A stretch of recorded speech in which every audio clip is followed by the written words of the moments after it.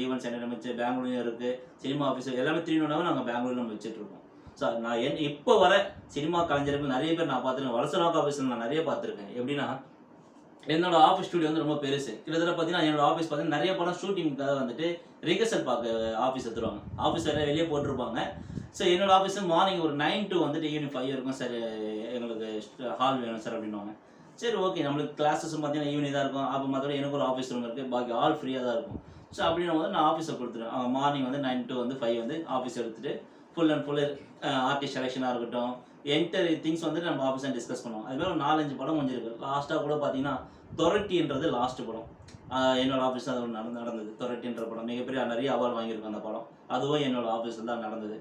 So அந்த மாதிரி தான் ஆக்சுவலாக அப்போ நான் பார்க்கும்போது பார்த்தீங்கன்னு வச்சுக்கோங்க, நிறைய பேர் வந்து எனக்கு சினிமா நண்பர்கள் நிறைய பேர் பழக்கம். சில பேர்லாம் பார்த்தீங்கன்னா அசிஸ்டன்ட், நான் வந்து ப்ராஜெக்ட் ஆரம்பிக்கும் போது அசிஸ்டன்ட் டைரக்டர் தேவைப்படும்.